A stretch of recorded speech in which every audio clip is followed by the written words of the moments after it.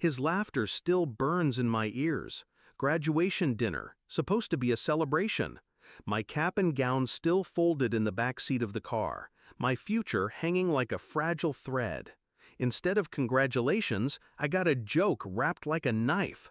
Old enough to pay rent or get out. The table erupted in laughter. Even my mother hid her smile behind a glass of wine.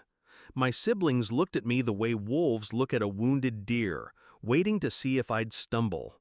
I didn't stumble. I chewed my food. I nodded. And I said nothing. Inside, I carved their words into stone. It wasn't the first time. I was 12 when they first turned the house bills into my burden. They dressed it as teaching responsibility. When Dad's hours got cut, when Mom's credit card maxed out, who bailed them out? Me. Babysitting, working after school, college scholarships. Every check I ever earned went to keeping the lights on.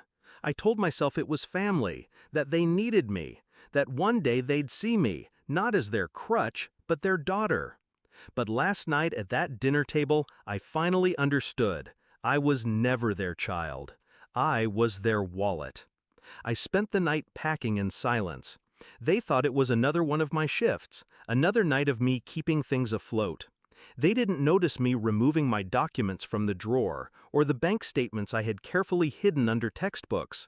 They didn't notice that the old sedan parked outside wasn't just transportation, it was the bridge to the life I had built behind their backs.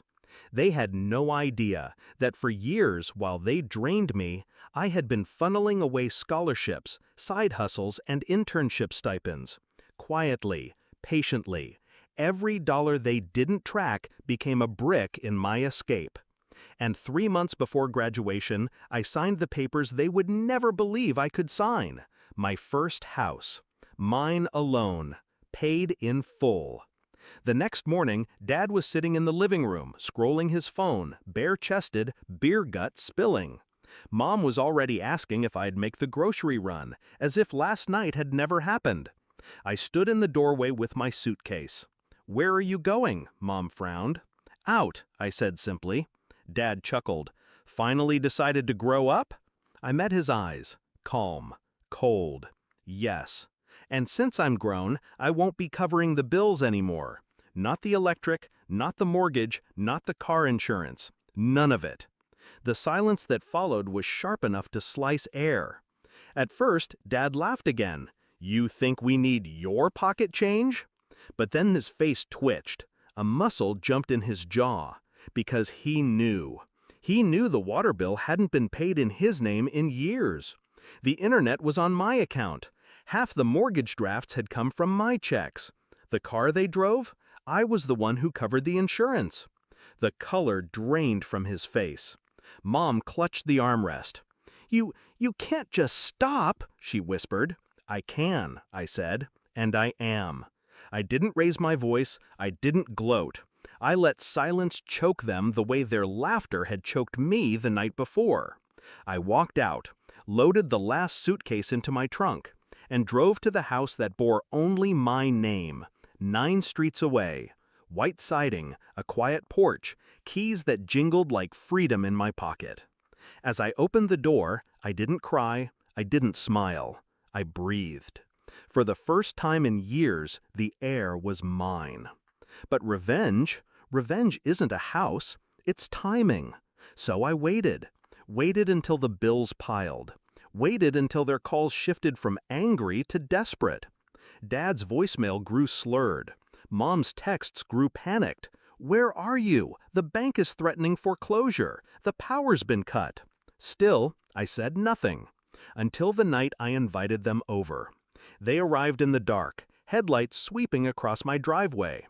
My porch light was on, casting gold against the windows. When Mom stepped inside, her face froze. Hardwood floors, stainless steel appliances, walls painted warm, calm colors. The life she said I could never afford. She stammered, "You bought this?"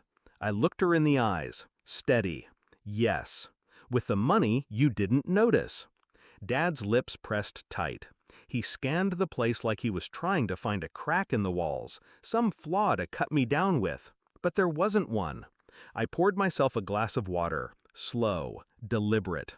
You told me to grow up, I said. So I did. And I don't need you anymore. But you, I paused, let the silence drag.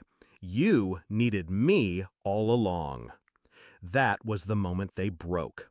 Mom's scream wasn't rage, it was fear. The scream of someone realizing their anchor was gone, their safety net cut, their control dissolved. Dad didn't yell, he just sat down, shoulders caving, like the house of cards he built finally collapsed. I didn't scream, I didn't gloat, I just stood there, calm, watching the empire they built on my back crumble. And that's the truth. The night they laughed at me, I said nothing. But silence isn't weakness. Silence is planning.